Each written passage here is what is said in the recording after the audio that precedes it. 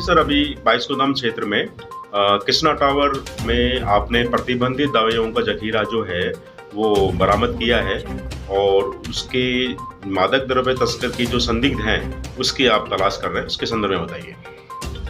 हमें जरिए control room सूचना मिली थी कि 22 गोदाम में जो आपने कॉम्प्लेक्स बताया वहाँ एक शॉप है कुरियर की। उसने सूचना दी थी कि मैं जब सुबह आया मैंने मेरा चैम्बर खोला तो उसमें कुछ संदिग्ध पदार्थ दवाइयाँ वगैरह थी। तो इसके संदर्भ में मैंने कंट्रोल रूम में सूचना दी। फिर सूचना मिलने के पश्चात हम गए तो वहाँ दवाइयों के पत्ते और ये इत्यादि थे। जो थाने का डीओ था वो मौके पर गया था। फिर उन्होंने SHO साहब जो थाने सुरेंद्र जी हैं उन्होंने इसको सूचित किया औषधि विभाग को। औषधि विभाग से जो उनके अधिकारी हैं वो आए तो उन्होंने ये कहा कि प्रतिबंधित दवाइयाँ हैं और ये सब NDPS की श्रेणी में आती है। उसके बाद और तस्दीक की गई कार्रवाई जानकारी में जो मुखबिर से ये सूचना मिली कि ये इसका मकान है, मकान मालिक और उसका बेटा दोनों ही उनका इस तरीके का क्रिमिनल रिकॉर्ड रहा है, तो उनकी संलिप्तता हो सकती है। ये हमें मुखबिर से ये सूचना मतलब ये आम जानकारी से ये सामने है। उसके बाद ये मुकदमा NDPS का पाए जाने पे NDPS मुकदमा दर्ज किया गया और इसकी जांच वो महेश नगर SHO कुंजन जी कर रहे हैं। अब जो भी आता है वो अनुसंधान से सामने आएगा। सर, अभी हाल के दिनों में जो युवाओं में नशे की प्रवृत्ति एकदम तेजी से बढ़ी है, आप नोटिस कर रहे होंगे। स्कूल, कॉलेज, यूनिवर्सिटी में इसमें जो इस तरह के जो नशा के कारोबारी हैं ये इनको मुहैया करा रहे हैं इस तरह का।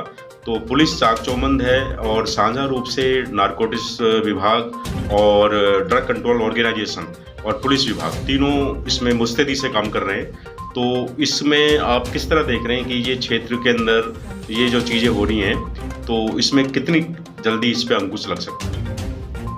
एक्चुअली क्या नशा एक ऐसी चीज़ है जो समाज अगर उसमें आगे आता है तभी उस चीज़ में सुधार किया जा सकता है। अगर आप देखेंगे तो अदर स्टेट में अपन पंजाब से कंपेयर करें तो राजस्थान में अपना समाज अभी इतना विखंडित नहीं हुआ है, इसलिए अपने समाज में अभी इस तरीके की नशे की बुराई कम है। लेकिन अब धीरे धीरे युवाओं के जरिए ये जो तस्कर हैं, जो इस टाइप के लोग हैं, ये नशे की प्रवृत्ति को बढ़ाने की कोशिश करते हैं। इसको नाकाम करने के लिए हम लोग भी लगे हुए हैं और हमारे समाज से, स्कूल से, कॉलेज से अपेक्षा रहती है कि समय समय पर इस तरीके की अपने बच्चों पे पेरेंट्स को, स्कूल को इनको ध्यान रखना चाहिए कि बच्चे कहाँ जा रहे हैं। स्कूल वाले हैं उनको स्पेशली नज़र रखनी चाहिए कि उनके स्कूल के आसपास ऐसी गतिविधि तो नहीं हो रही।